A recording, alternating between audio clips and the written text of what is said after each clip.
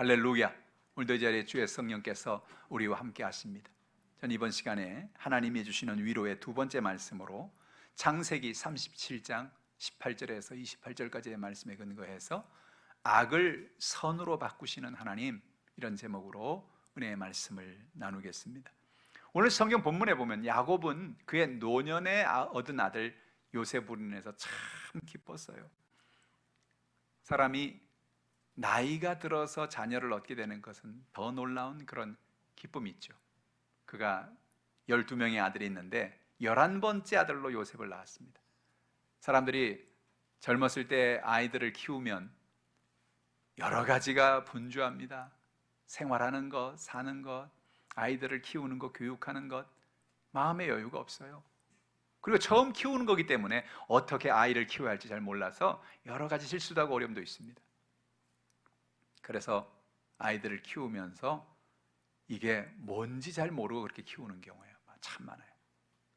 근데 가만히 보면 이렇게 할아버지들이 되셔서 아이들이 결혼을 하고 그 아이들이 손주를 낳고 손주를 이렇게 돌보는 그런 입장이 되면 옛날에 아이들을 키우는 것하고는 영 다른 것을 볼 수 있어요. 그래서 아주 그냥 여유를 가지고 아이들을 그냥 옛날 같으면 막 혼내고 막 그런데 그러지도 않고 이제는 다 알아서 잘 할 거야, 괜찮을 거야, 뭐 걱정하지 마라, 그렇게 아이들한테 얘기해 주면서 평안하게 아이들을 키우는 것을 보죠. 오늘 본문에 보니까 야곱이 노년에 얻은 그 아들 요셉을 보면서 그런 마음을 가졌던 것 같아요. 더욱이 그는 라헬이라고 하는 14년을 통해서 얻은 아내가 라헬 아닙니까? 그 아내가 낳은 첫 아들이 요셉이에요. 그러니까 얼마나 그 아들만 봐도 기쁜지. 그래서 다른 아이들보다 더 그를 극진하게 사랑을 해주고 그에게 채색 옷을 입히고 그랬단 말이죠. 근데 문제는 무엇입니까? 그렇게 할 때 다른 아이들은 마음에 많은 고통을 갖게 되는 거죠. 여러분, 차별을 한다는 것, 편애를 한다는 것, 이것이 여러분 얼마나 어렸을 때 마음에 큰 상처를 줍니까? 결국은 형들이 요셉을 팔아버리죠. 노예로 팔아버립니다. 그래가지고 그는 애굽으로 가게 되는데 그 애굽으로 간 그곳에서 그는 노예로 지내다가 또 감옥에 들어가게 됩니다. 억울한 일을 당해서 감옥에 들어갑니다. 요셉은 내 인생은 이렇게 끝나는가? 그러나 그 어려움 속에서 요셉은 하나님을 의지합니다. 하나님께 기도합니다. 하나님께 간구합니다. 하나님께서 그의 기도를 들으시고 그와 함께 하셔서 결국은 어떻게 됩니까? 하루아침에 어느 날 하나님께서 요셉을 통해서 애굽의 왕의 꿈을 해몽하게 하시고 그 해결자가 되게 하셔서 애굽의 총리로 아주 수직 상승을 하는 놀라운 축복을 허락해 주시고, 그래서 그의 가정, 그의 모든 가족들이 다 구원을 받는 놀라운 역사를 경험하게 된다는 것이 오늘 창세기의 말씀이죠. 말씀을 통해서 오늘 주신 하나님의 진리가 무엇입니까? 첫 번째로 분별 없는 사랑은 상처를 준다는 것을 기억하라는 것입니다. 어느 누구도 부모가 자녀를 키우면 자녀에게 상처를 주려는 사람은 없어요. 그런데 여러분, 자기도 모르게 야곱이 요셉을 너무 좋아하니까, 너무 사랑하니까 그 아이에게 그렇게 채색 옷을 입히고 다른 한테는 안 해주니까 그것이 아이들 마음에 깊은 상처를 만든 것입니다. 창세기 37장 3절에 요셉은 노년에 얻은 아들이므로 이스라엘이 여러 아들보다 그를 더 사랑함으로 그를 위해 채색 옷을 지었더니 라고 말합니다. 사랑해 주는 것 자체가 문제가 아닙니다만 다른 아이들도 똑같이 사랑해 줬으면 좋았겠는데 다른 아이들은 그러지 않고 요셉에게만 그렇게 하니까 많은 상처를 다른 자녀들이 받고, 그래서 요셉이를 미워하는 걸 보죠. 창세기 30장 4절에 보면 그의 형들이 아버지가 형들보다 그를 더 사랑함을 보고 그를 미워하여 그에게 편안하게 말할 수 없었더라라고 말합니다. 근데 대부분의 가정은 반대죠. 아이들이 여럿 있으면 대개 아버지는, 대개 어머니는 장자에게 관심을 갖죠. 네가 우리 가정을 잘 이끌어 가야 된다, 네가 우리 가정의 대들보다, 그래서 장자에게 힘을 실어주고 모든 걸 뭘 하든지 막 장자, 그러니까 장자들이 막 이렇게 사랑의 근거가 되는데 이 집은 거꾸로 11번째 아들에게 이렇게 사랑을 주니까 다른 아이들이 이해가 안 되는 거죠. 그래서 마음에 깊은 아픔을 갖고 그들도 요셉을 미워할 수밖에 없었습니다. 우리가 자랑할 때 조심해야 됩니다. 자랑은 분노를 가져오기 때문에 그래요. 어느 날 요셉이 성장을 하다가 어느 날 꿈을 꾸는데 하나님은 이 요셉에게 꿈을 꾸고 꿈을 해몽하는 그런 지혜를 주셨어요. 근데 어느 날 꿈을 꾸는데 희한한 꿈을 꿉니다. 그의 곡식단이 서 있고 형제의 곡식단들이 서 있는데 형들의 곡식단들이 다 요셉의 곡식단에게 절을 하는 꿈을 꾸게 됩니다. 그 꿈을 해몽하는 능력을 요셉이 갖고 있으니까 가만히 해몽을 해보니까, 이야, 이거는 계시적인 꿈이구나. 하나님께서 어느 날 형들이 나한테 이렇게 절을 하고 온 세상에 나한테 절을 하고 하는 이런 축복을 내게 주시겠구나. 그게 한 번이 아닙니다. 또 꿈을 꾸는데 이번엔 뭐예요? 해와 달과 11별이 자기를 향해 절을 하는 것을 그런 꿈에서 보는 겁니다. 참 놀랍죠? 그래서 그는 이 꿈을 통해, 야, 지난번에 그 꿈이 정말로 확실하게 이루어질 거라고 하나님이 두 번째 내게 확신의 꿈을 주시는구나. 여기까지 나갔으면 좋았어요. 그런데 문제는 뭐냐? 요셉이 어리니까 이게 너무 좋으니까 막 형들한테 가서 자랑을 한 거예요. 형들 내 얘기 좀 들어보세요. 내가 꿈을 꾸는데 형들의 곡식단들이 나를 향해 절을 하더라고. 어느 날 형들이 나한테 절하는 날이 옵니다. 보세요. 형들이 기분이 좋아요, 나빠요? 저 녀석이 저게 11번째 아이가 우리한테 형들한테 지금 뭔 말하는 거야 지금? 근데 조금 있다가 또 며칠 있다가 또 와서 꿈을 꾸는 얘기를 하는데, 형들 이번엔 진짜 놀라운 꿈을 꿨는데 해와 달과 11별이 나를 향해 절을 합디다. 야, 나한테 잘 보여요. 응? 그날 내가 잘해줄게. 그러니까 이렇게 자랑을 하다 보니 아주 그냥 형들 마음속에 막 괴로움이 오는 겁니다. 창세기 30장 8절에 그의 형들이 그에게 이르되 내가 참으로 우리의 왕이 되겠느냐? 참으로 우리를 다스리게 되겠느냐 하고 그의 꿈과 그로 말미암아 그를 더욱 미워했더라 그랬습니다. 근데 여러분, 오늘 성경을 보면서 우리가 깨닫는 건 뭐냐? 왜 야곱은 그 형제들 가운데 다 같이 똑같이 좀 잘해주고 다른 애들도 그럼 채색 옷 입혀주고 그러면 좋지 않았을까? 근데 왜 요셉만 그렇게 사랑했을까? 그리고 요셉이 그 하나님이 어떤 그 계시적인 꿈을 주었으면 그 꿈을 잘 혼자 간직하고 좀 자랑하지 말고 형들을 괴롭히지 말고 그랬으면 좋았겠는데 왜 그랬을까? 왜 그러냐?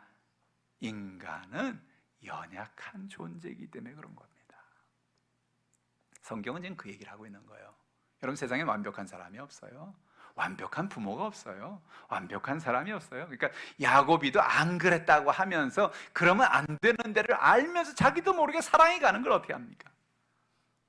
요셉이는 입을 내가 막고 내가 이거 얘기하지 말아요. 근데 자기도 모르게 자꾸 자랑이 나오는 어떻게 합니까? 이게 인간이 가지고 있는 약점이요, 연약한 부분인 거예요. 그래서 여러분, 사람들은 자기도 모르게 사람들에게 상처를 줍니다. 아픔을 줍니다. 여러분, 인생을 살면서 그래서 여러분도 모르게 수많은 상처를 받고 산 거예요.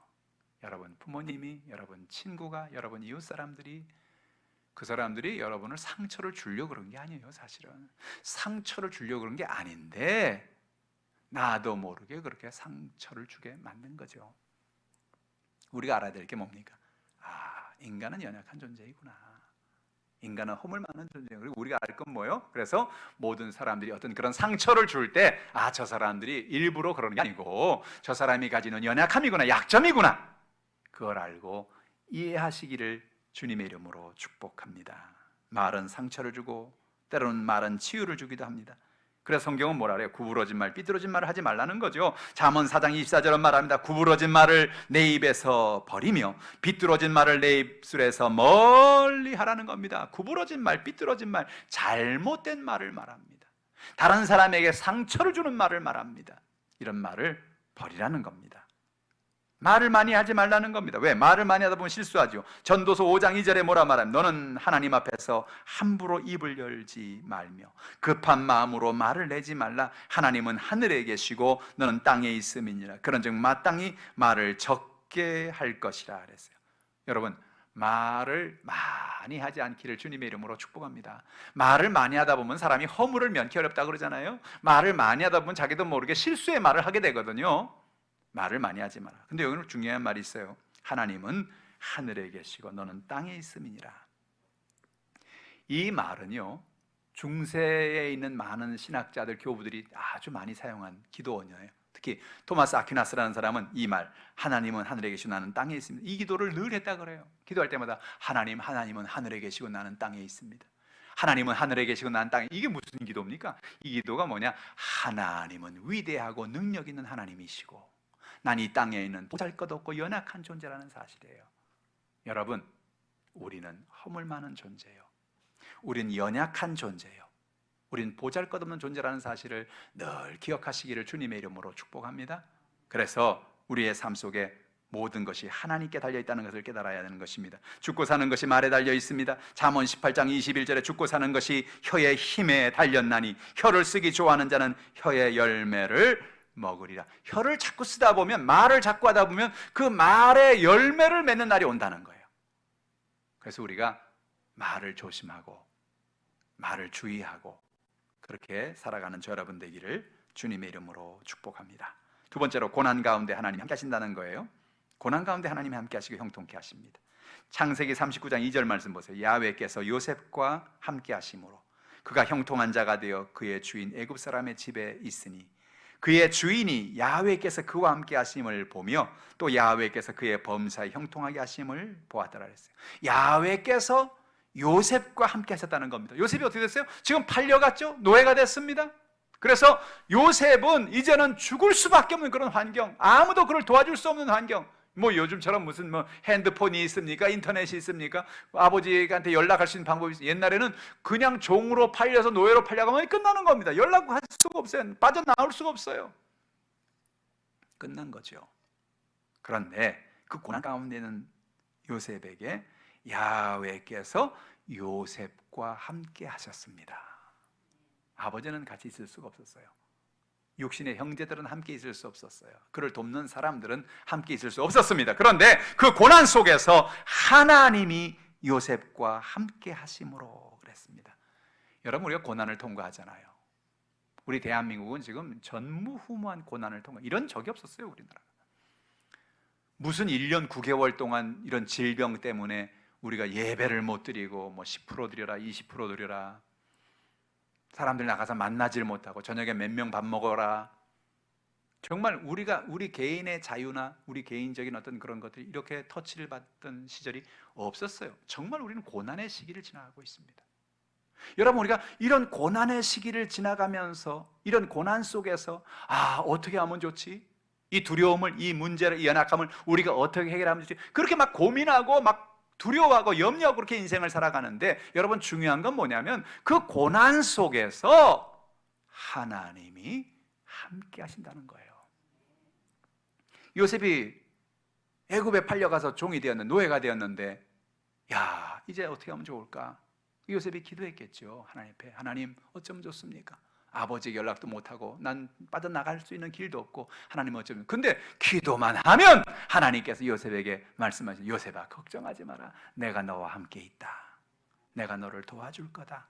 내가 내게 준 꿈 있지? 그 꿈을 붙잡아라. 그 꿈을 내가 반드시 이루어 줄 것이다. 그래서 하나님께서 요셉과 함께함으로 그가 형통한 자가 되었다는 겁니다. 아니, 감옥에 갇힌 사람, 노예가 된 사람, 고통 속에 있는 사람이 형통한 사람이 된다는 게 뭡니까? 여러분, 어떻게 가능합니까? 아무리 노예가 되어도, 아무리 감옥에 갇혀도 그가 형통케 되면 하나님은 그를 통해서 복이 흘러나가게 만들어주는 거예요. 그가 애굽 사람의 주인의 집에 있는데 그 주인이 야훼께서 그와 함께 하심을 봤다는 겁니다. 아니, 하나님이 안 보이는데 어떻게 함께 하심을 봤을까요? 요셉이 늘 아침 일찍 일어나서 기도하는 모습을 봤겠죠. 늘 하나님을 의지하고 하나님께 나가 기도하고 하나님 말씀을 따라 살고 하나님이 하라는 대로 하고 하지 말라는 대로 하지 않고 그 생활하는 것을 봤겠죠. 너 무슨 신을 믿고 있냐? 너 맨날 기도하는데 누구한테 그렇게 기도하냐? 우리 조상의 하나님, 야훼 하나님을 저는 섬깁니다. 그 하나님을 나는 믿습니다. 그렇게 얘기했겠죠. 그래서 저 사람이 하나님을, 야훼라는 분을 섬기는구나, 함께 하심을 보았어요. 그래서 그의 범사의 하나님이 그를 형통케 하는 모습을 그 주인이 본 겁니다. 저 아이가 하나님을 섬기더니 저 아이에게 맡긴 모든 일들은 잘 되더라. 그러니까 주인이 점점 일을 더 맡기는 거예요. 그것도 잘 됩니다. 또 맡기는 거예요. 그것도 잘 됩니다. 범사가 형통의 복을 받아서 이 아이가 들어오기 전보다 이 집이 엄청난 복을 받게 된 것입니다. 할렐루야. 여러분, 고난 가운데 있습니까? 고난은 우리에게 중요한 이야기를 해줍니다. 고난이 뭐냐? 우린 인생을 살면서 나 스스로는 아무것도 아니라는 것을 깨닫게 하는 것이 고난입니다. 고난 전에는 사람들이 내가 대단한 줄 알아요. 내가 뭐 내 힘으로 못하는 게 없지, 내 능력으로 못하는 게 없지. 요셉도 그랬다고요. 아버지가 내 백그라운드가 되고 모든 걸 내가 못할 게 뭐 있어, 그러고 살았는데 갑자기 노예가 돼버리고 고난에 처해나니까 아버지도 못 도와주죠. 도울 사람도 없죠. 이제는 끝났단 말이에요. 그런데 그 고난을 통해서 나의 연약함을 깨닫고, 두 번째로 고난의 중요성은 뭐냐? 고난이 다가왔을 때 기도가 시작된다는 말입니다. 고난이 있을 때 기도가 시작된다는 말입니다. 고난이 있을 때 하나님 앞에 부르짖게 됩니다. 고난이 있을 때 하나님 나를 도와달라고, 나의 연약함을 붙잡아달라고, 나를 연약함에서 건져달라고 간절히 기도하니까 놀라운 사실은 무엇이냐면 고난에 하나님을 만나게 되는 겁니다. 고난 속에서, 기도 속에서 살아계신 하나님을 만나게 되는 겁니다. 하나님을 체험하게 돼요. 그래서 여러분, 고난 당하는 것이 내게 유익이라, 그 고백이 여기서 나오는 거예요. 그 전까지만은 내가 대단한 존재인 줄 알았는데 나는 연약한 존재인 걸 깨닫게 되고, 고난 속에서 하나님이 살아계심을 알고 하나님께 부르짖게 되고, 그래서 결국은 응답하는 하나님을 만나게 되어 고난이 유익이라고 고백하게 되는 것이죠. 고난 가운데 하나님이 함께 하시고 형통케 하시는 것을 보게 됩니다. 이사야 43장 2절은 말합니다. 내가 물 가운데로 지날 때에 내가 너와 함께 할 것이라. 강을 건널 때 물이 너를 침몰하지 못할 것이며 내가 불 가운데로 지날 때에 타지도 아니할 것이요 불꽃이 너를 사르지도 못하리니. 오늘 성경 뭐라 말합니까? 강이 없다, 물이 없다 그런 말하는 게 아니에요. 불이 없다 그런 얘기가 아니죠. 강도 있고 물도 있고 불도 있고 고난도 있고 삶의 수많은 문제들도 있다. 그런데 문제는 뭐냐? 근데 하나님의 은혜는 뭐냐? 여러분, 그렇게 물도 있고 불도 있지만 물이 너를 침몰하지 못할 것이며 내가 불 가운데 지날 때도 타지 아니하고 불꽃이 너를 사르지도 못할 것이다. 왜? 하나님이 함께 하시니까. 두려워할 이유가 없어요. 코로나19 두려워하지 마세요, 여러분. 여러분 인생에 다가오는 문제로 인해서 두려워하지 마세요. 우리가 바라볼 분이 계십니다. 의지할 분이 계십니다. 그분이 누굽니까? 하나님이십니다. 하나님을 의지하는 여러분 되길 바랍니다. 고난 가운데 하나님은 위로하시죠. 창세기 39장 20절로 21절 보니까 요셉이 주인이 그를 잡아 옥에 가두니 그 옥은 왕의 죄수를 가두는 곳이었더라. 요셉이 옥에 갇혔으나 야훼께서 요셉과 함께 하시고 그에게 인자를 더하사 간수장에게 은혜를 받게 하시며 그랬어요. 이제는 여러분, 요셉이 감옥에 들어가게 됐습니다. 왜 그랬습니까? 우리 창세기 보면은 이 보디발의 집에서 노예로 일을 하다가 어느 날 노예 가운데 요셉이 요 주인에게 눈이 들어온 거예요. 보디발의 집만 비우면 이 보디발의 아내가 요셉이를 자꾸 데려와 나하고 동침을 하자고 그렇게 자꾸 합니다. 요셉이 난 그럴 수 없습니다. 난 하나님을 믿는 사람이요. 주인이 내게 말하기를 다른 건 집에 있는 건 다 관여하되 당신만큼은 손을 대지 말라고 얘기를 했습니다. 그러니 난 절대로 그럴 수가 없습니다. 그렇게 말하니까 나중에 이 여자가 화가 나가지고 남편에게 이릅니다. 저 아이가 당신이 없을 때 나를 겁탈하려고 그랬다고 말이지. 그래가지고 어떻게 됩니까? 요셉이 감옥에 들어가게 됩니다. 이제는 어떻게 됐습니까? 더 큰 고난이 다가오지 않았습니까? 이제는 여러분 노예가 됐지요. 노예가 된 이제는 더 억울하게 아무런 일을 한 것도 없는데 그가 이제는 왕의 감옥이야. 왕의 감옥은 당시 한번 들어가면 나오지 못하는 감옥이에요. 왕의 감옥. 정말로 큰 고통 속에 있게 된 것입니다. 그런데 요셉이 옥에 갇혔는데 야훼께서 요셉과 함께 하시고 그에게 인자를 더하사 그랬어요. 더 큰 고난이 다가왔습니다. 더 큰 고난의 파도가 그를 덮었습니다. 그런데 여러분, 그 순간에 그 고난 속에서 하나님이 그와 함께 하시더라. 여러분, 하나님이 고난 가운데 우리와 함께 하시면 어떤 연약함이 다가와도 어떤 두려움이 다가와도 그 두려움을 이길 수가 있는 것입니다. 그래서 뭐예요? 그에게 인자를 더, 인자는 뭐예요? 사랑이죠, 사랑. 하나님의 사랑을 그에게 베풀어 주신 것입니다. 그래서 간수장에게 은혜를 받게 하시는 거예요. 참 신기하죠. 그 요셉은 가는 곳마다 그렇게 사람의 복이 있는 거예요. 사람의 복이 있어요. 보디발을 만나게 하시고 또 나중에는 어떻게 해요? 또 좋은 간수장을 만나게 하시고. 근데 이게 뭐예요? 이게 사람이 좋은 게 아니고 알고 봤더니 뭐예요? 하나님이 그들에게 은혜를 주신 거예요. 보디발에게 은혜를 주시고 나중에 이제 보디발이 이제 오해를 하고 감옥에 넣으니까 이제는 뭐예요? 요셉에게 또 다른 사람의 돕는 사람이 오죠. 그게 누구예요? 간수장이에요. 간수장의 은혜를 받게 하시고, 여러분, 사람은 세상에 독불장군이 없어요. 돕는 사람이 있어야 됩니다. 여러분을 누가 도와주려고 그래야 돼요. 누가 여러분을 붙잡아 주려고 해야 돼요. 그래야 여러분이 성공하고 여러분의 삶에 복이 임하는 거예요. 그 복이 어디서 다가옵니까? 하나님이 위에서 주시는 감동이 되는 거예요. 너 가서 저 사람 좀 도와줘라. 너 저 요셉이라는 사람 좀, 새로 들어온 감옥에 새로 들어온 사람, 저 사람 좀 불쌍히 좀 도와줘라. 그런 마음의 감동을 주는 거죠. 하나님께서 행하시는 것입니다. 하나님 우리의 고난을 보시고 아시지요? 시편 31편 7절에 내가 주의 인자하심을 기뻐하며 즐거워할 것은 주께서 나의 고난을 보시고 환난 중에는 내 영혼을 아셨으며 그랬어요. 오늘 내가 하나님의 인자를 기뻐하고 즐거워할 이유는 뭐냐? 하나님이 나의 고난을 지금도 보고 계신다. 여러분 아십니까? 하나님이 지금도 여러분의 고난을 보고 계시는 거예요. 여러분의 문제를 보고 계시는 거예요. 여러분의 어려움을 보고 계시는 거예요. 여러분 질병을 보고 계시는 거예요. 여러분 물질의 어려움을 보고 계시는 거예요. 할렐루야. 하나님이 보고 계십니다. 그리고 내 영혼을 알고 계신다는 거예요. 하나님이 아세요. 하나님이 알면 뭐가 문제가 되겠어요? 하나님이 여러분의 모든 삶을 인도해 주시는 것입니다. 하나님은 고난 가운데 우리에게 지혜를 주십니다. 그래서 요셉은 감옥에서 사건을 경험하게 됩니다. 그 감옥 안에 술장군, 떡장군이 들어와요. 이 사람들은 이제 곧 죽을 수밖에 없는 그런 위기 속에 있는 사람인데, 근데 그들이 꿈을 꿔요. 동시에 꿈을 꾸느냐? 이 꿈이 뭔 꿈인지 알 수가 없어요.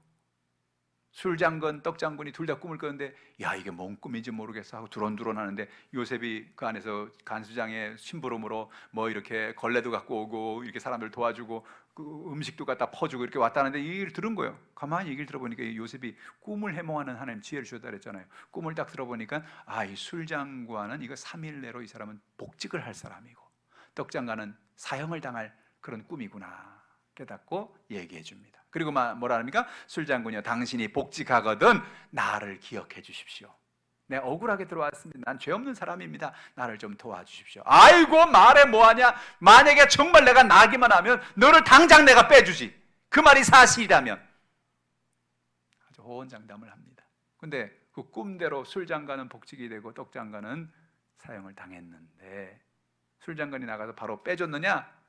안 빼줬습니다. 사람이 어디 갈 때하고 올 때 마음이 다르잖아요. 다 잊어버렸어요. 아이고 다행이다. 아유 그래도 내가 억울함이 풀려서 내가 살았구나. 사람들은 잘 되면 다 자기 잘난 줄 알았습니다. 내가 잘나서 그렇게 된 줄 압니다. 그러니까 이제 요셉이를 잊어버리고 있는 거예요. 그런데 어느 날 갑자기 왕이 심각한 꿈을 꾼, 이 꿈이 도대체 뭔 꿈인지를 모르는 거예요. 술객들, 숙사들, 박사들 다 불러먹고 이 꿈을 해몽하라 해도 꿈을 해몽을 못합니다. 그럴 때 옆에 있는 술장군이 왕의 얼굴이 어두운 걸 보고, 왕이여 왜 그러십니까? 내가 꿈을 뜻을 모르겠다. 아무도 이걸 해몽 못한다. 그러는 순간 뭐가 기억이 났어요? 과거에 자기가 감옥에서 자기의 꿈을 해몽했던 한 청년이 생각난 것입니다. 요셉이 기억난 거죠. 그래서 요셉을 왕에게 천거를 합니다. 창세기 41장 15절에 바로가 요셉에게 이르되 내가 한 꿈을 꾸었으나 그것을 해석하는 자가 없다니 들은즉 너는 꿈을 들으면 능히 푼다 하더라. 술장관의 얘기를 두고 얘기하는 것입니다. 여러분 놀라운 사실은 하나님이 요셉에게 그 고난 가운데도 이 지혜를 주고 계시는 거예요. 여러분 고난을 만났습니까? 하나님 여러분 고난을 뚫고 나갈 수 있는 지혜를 주시는 것입니다. 하나님이 길을 열어주시는 거예요. 창세기 41장 36절 이후에 이제 요셉이 꿈을 해몽을 하죠. 하나님의 은혜 가운데 왕의 꿈은 이런 겁니다. 7년 동안 풍년이 다가오고 7년 동안 흉년이 다가올 것입니다. 그런데 그 이후에 이와 같이 그 곡물을 땅에 저장하여 애굽 땅에 임할 7해 흉년을 대비하시면 땅이 흉년으로 말미암아 망하지 아니하리다 라고 왕에게 대답을 해줍니다. 왕이 그 말을 듣고 깜짝 놀랍니다. 야, 7년 풍년? 정말 좋은 일이지. 7년 흉년? 아이고 큰일이구나. 그런데 해답까지 요셉이 다 줬어요. 해답까지. 이거를 당신이 해결하는 방법이 있습니다. 창고를 짓고 풍년이 됐을 때 그 양식을 잘 보관을 했다가 그것으로 흉년 때 먹고 살면 됩니다. 이야, 참 너는 꿈도 해석하고 해결 방법도 제시하고 나는 너 같은 지혜로운 사람을 만난 적이 없다. 내가 너한테 이 일을 네가 다 하라고 맡길 테니 이 일을 네가 다 알아서 주관을 해라. 할렐루야. 하루아침에 감옥에서 총리가 되어버렸습니다. 할렐루야. 하나님께서 복을 준 거지요. 고난 속에서 하나님이 길을 열어주신 것입니다. 그에게 지혜를 주어서 이 일을 감당할 수 있는 은혜를 허락해 주신 거예요. 여러분, 지혜를 만날 때 하나님께서 여러분의 모든 문제를 한순간에 풀어주시는 것입니다. 세 번째로, 하나님은 악을 선으로 바꾸십니다. 하나님은 고난 가운데 있는 사람을 높여주시는 것입니다. 창세기 41장 39절로 40절 보세요. 요셉에게 이르되 하나님이 이 모든 것을 내게 보이셨으니 너와 같이 명철하고 지혜 있는 자가 없도다. 너는 내 집을 다스리라. 내 백성이 다 내 명령에 복종하리니 내가 너보다 높은 것은 내 왕좌뿐이니라. 할렐루야. 나는 그냥 왕이라는 타이틀만 있고 내가 왕좌만 너보다 높을 뿐이지 네가 총리가 돼서 이 나라의 모든 것을 네가 다 관리해라. 그래서 이 나라를 위기에서 건져 주어라. 할렐루야. 엄청난 권세를 받은 것입니다. 하나님께서 이와 같은 복을 주신 거예요. 어제까지만 해도 감옥에 갇혀서 고통받았던 그를 하나님이 높여주신 것입니다. 시편 34편 19절에 의인은 고난이 많으나 야훼께서 그의 모든 고난에서 건지시는도다. 고난이 있습니까? 고난 이후에 하나님 우리에게 길을 여신다는 사실을 깨닫기를 주님의 이름으로 축복합니다. 우리가 제대로 예배도 드리지 못하고 하나님 앞에 나가서 갑자기 모임도 갖지 못하고 얼마나 힘듭니까? 그러나 기대하기는 뭡니까? 이 고난이 지나고 나면 하나님께서 우리에게 더 큰 복을 주시리라, 더 큰 부흥을 주시리라. 하나님께서 대한민국에 하나님의 큰 성령의 역사를 나타내 주시고 수많은 영혼들이 주 앞에 돌아오고 구원받는 역사가 나타나게 될 것을 믿습니다. 고난 이후에 하나님은 합력해 선을 이루어 주시는 것입니다. 하나님을 믿으면 하나님이 그 가족들도 구원해 주시죠. 사도행전 16장 31절에 이르되 주 예수를 믿으라. 그리하면 너와 내 집이 구원을 받으리라. 여러분, 요셉이 팔려서 노예가 되고 그리고 감옥에 갇히고 그리고 애굽의 총리가 되고, 그래서 여러분, 한 아이가 힘들고 살다가 그가 인생의 문제 해결돼서 잘 살게 되었다, 그 얘기로 성경이 끝내는 얘기면 이 얘기가 아예 성경이 그 얘기를 시작한 게 아니에요. 도대체 하나님은 이 요셉의 이야기를 통해서 뭘 말하는 걸까 하고 깊이 묵상하면 그 다음에 또 떠오르는 하나의 중요한 진리가 있어요. 그게 뭡니까? 하나님이 요셉을 통해서 아브라함의 꿈을 이루게 하시는 것입니다. 하나님 아브라함에 뭐라 했어요? 내가 너로 큰 민족을 만든다 그랬잖아요. 큰 민족은 무슨 이삭 하나밖에 없는데 무슨 큰 민족이에요? 근데 하나님이 큰 민족을 만든다 그랬잖아요. 요셉은 하나님이 아브라함에게 주신 그 꿈을 이루실 것을 믿었습니다. 여러분, 당시에 이스라엘도 똑같이 7년 풍년을 경험하고 7년 흉년을 경험해요. 똑같이 바로 옆에 있는 나라니까, 똑같은 기후의 영향을 받으니까. 근데 문제는 뭡니까? 이 이스라엘에서는 당시 이 요셉의 지혜를 갖고 있는 사람이 없었어요. 그들이 풍년일 때 양식을 잘 준비해 놨다가 흉년일 때 그걸 먹으면 좋았을 텐데 풍년이니까 아이고 신난다, 아이고 양식이 뭐 한이 없구나, 먹어라 마셔라 막 버려라, 음식물 막 버리고 그렇게 살다가 층년 흉년이 다가왔는데 완전히 죽을 맛입니다. 근데 가만히 들어보니까 저 애굽이란 나라에는 그 총리가 아주 유명한 사람인데 그 총리가 풍년일 때 양식을 가뒀다가 7년 흉년 때 그 양식을 팔고 나눠서 사람들을 살게 한다. 그래서 가나안에서 야곱의 자녀들이 그 양식을 살아간 게 바로 그 얘기예요. 그 요셉인지도 모르고 양식을 사오고 양식을 사고 양식을 사왔습니다. 나중에 알고 보니까 그 아들이 잃어버렸던 요셉이 총리가 되어 있는 거죠. 총리가 어느 날 아버지와 형들을 초청을 합니다.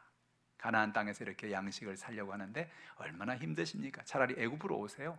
애굽으로 오셔서 사시면 좋겠어요. 요즘으로 말하면 이민을 하는 거죠.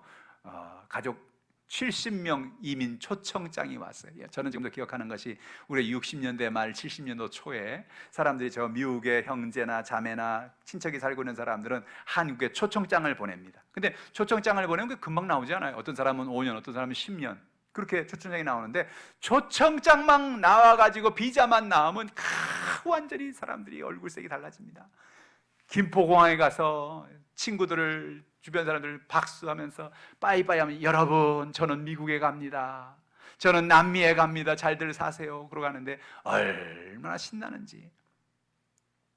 우리 그런 시대를 살았어요. 그런데 애굽이라는 당시 최강의 나라, 양식이 풍부한 나라로 이 70명이 다 이주를 해가는데 주변에 그 가나안의 사람들이 야곱이를 얼마나 부끄러워했겠어요. 아이고 아저씨 좋으시겠어요. 아이고 아드님이 총리가 됐다면서요. 애굽의 총리라면서요. 얼마나 좋으세요. 얼마나 신나세요. 70명이 내려가서. 근데 여러분 그 70명이 내려간 것이 그냥 단지 밥 먹고 살라고 내려보낸 게 아닌 걸 우리는 알게 됩니다. 그들은 내려가서 430년을 애굽에 있게 되는데 70여 명이 내려갔는데 430년이 지나면서 장정만도 60만 명이 되고 연세 많으신 분들 아이들까지 하면 수백만 명의 민족으로 바뀌게 됩니다. 이게 뭐예요? 아브라함의 꿈이 이루어지는 순간입니다. 하나님이 아브라함에게 내가 너로 큰 민족을 만들어 주겠다. 아브라함 때는 그게 허황한 이야기처럼 보였어요. 하나님 무슨 내가 큰 민족은 무슨 큰 민족입니까? 아들도 없는데 그 낳은 아들이 이삭 아니죠. 달랑 아들 하나인데 하나님 무슨 달랑 아들 하나가 무슨 큰 민족입니까? 그러고 있는데 여러분 하나님께서 그 야곱을 통해서 아들을 낳게 하시고 또 그 야곱의 난 아들 요셉을 통해서 저 애굽의 총리가 되게 하시고 총리 가족이니까 여러분 얼마나 보호를 받았겠어요.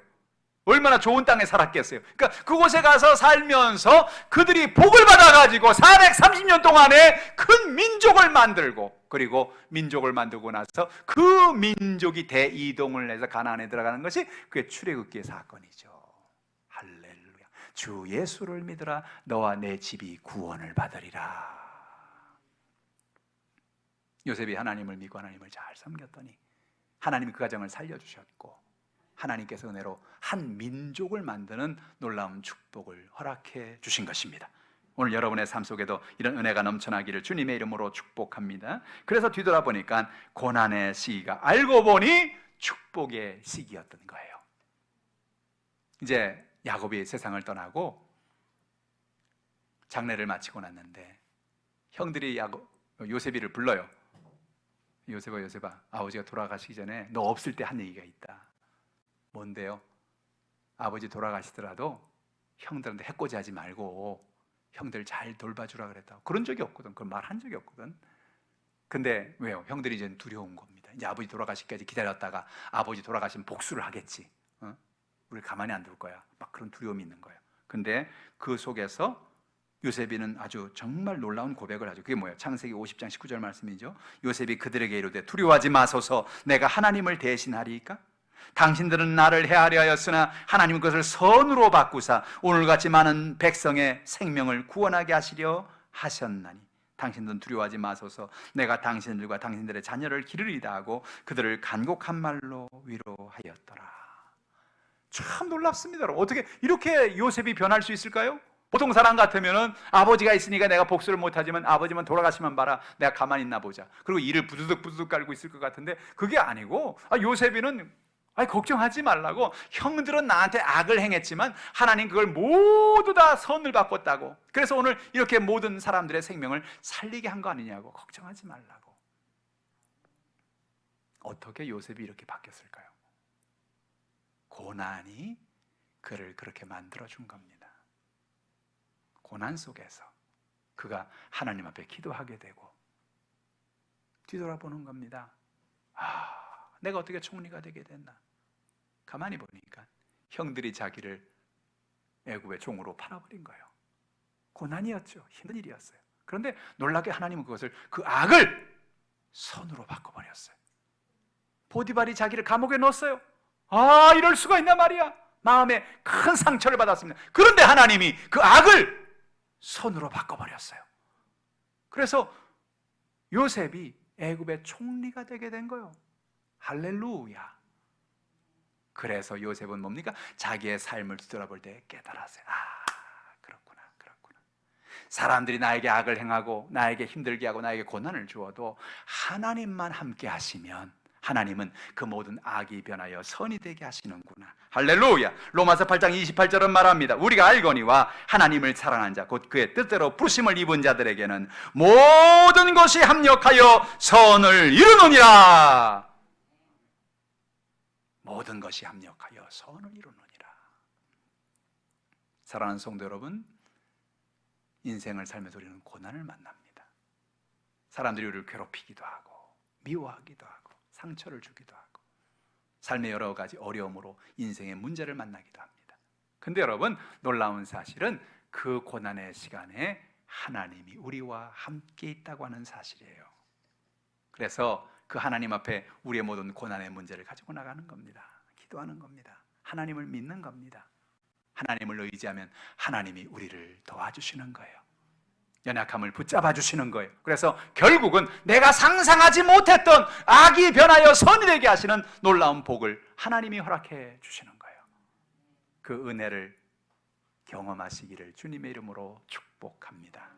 그러니 여러분, 지금 어려움을 가지고 있어도, 지금 고난이 있어도 그 고난 때문에 너무 힘들어하지 마시고 고난 이후에 역사하시는 하나님을 바라보시고 하나님 은혜 가운데 승리하는 여러분 다 되시기를 주님의 이름으로 축원합니다.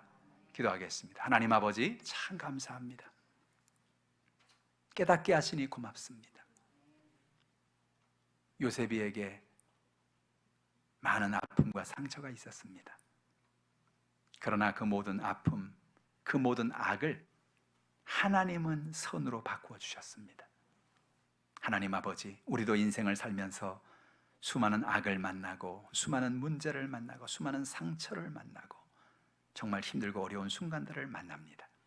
그러나 어떤 연약함, 어떤 문제를 만났든지 그 문제 가운데 하나님이 함께 하시고 그 문제를 이길 수 있는 은혜를 허락해 주시니 고맙습니다. 하나님 아버지, 주의 백성들에게 성령의 능력과 하나님의 권능을 더하여 주옵소서. 흑암의 더러운 저주가 떠나가게 도와주시고 하늘의 문이 열려지게 도와주시고 주의 은혜와 놀라운 권세가 넘치게 하여 주시옵소서. 오늘 가져온 모든 문제를 주님 앞에 맡겼습니다. 길을 열어 주옵소서. 아브라함의 복을 주시옵소서. 합력하여 선이 되게 하여 주시옵소서. 모든 연약함을 치료하여 주옵소서. 예수님의 이름으로 기도하옵나이다. 아멘. 오늘 말씀을 생각하시면서 우리 통성으로 한번 기도하기를 원합니다. 여러분 가져온 문제를 다 하나님께 맡깁시다. 여러분 생활의 문제, 환경의 문제, 연약함의 문제, 육신의 질병의 문제, 모든 연약함의 문제를 주님 붙잡아 주시옵소서. 역사해 주시옵소서. 은혜 베풀어 달라. 이 시간 주를 창하시고 통성으로 기도합니다. 주여, 할렐루야. 살아계시고 영화로우신 아버지 하나님, 하나님의 은혜와 사랑을 감사합니다. 하나님의 놀라운 역사를 송축하고 찬양합니다. 하나님 아버지, 오늘도 주의 성령께서 우리의 모든 연약함을 붙잡아 주시고 마음의 간절한 소원과 기도하는 제목에 응답해 주시며 주의 놀라운 권능을 베풀어 주심을 감사합니다. 하나님 아버지, 오늘도 수고하고 모든 무거운 짐을 지고 나왔습니다. 누구에게 말할 수 없는, 고백할 수 없는 아버지, 우리의 답답하고 연약한 인생의 문제를 가져 나왔습니다. 살아가면서 마음의 상처를 받기도 하고 하나님 아버지, 고난 속에서 하나님의 은혜를 구했던 우리의 모든 기도를 하나님이 알고 계십니다. 하나님 아버지, 오늘 가정의 문제를 가져 나왔습니다. 생활의 문제를 가져 나왔습니다. 육신의 질병의 문제를 가져 나왔습니다. 직장의 문제를 가져 나왔습니다. 아버지와 자녀의 문제를 가져 나왔습니다. 사업의 문제를 가져 나왔습니다. 하나님 아버지, 모든 문제가 해결되게 하여 주옵소서. 아버지의 거래처의 문제가 해결되게 하시고 아버지 하나님이여, 줄 것 주고 받을 것 받게 도와주시고 하나님 모든 일이 합력하여 선을 이루게 도와주옵소서.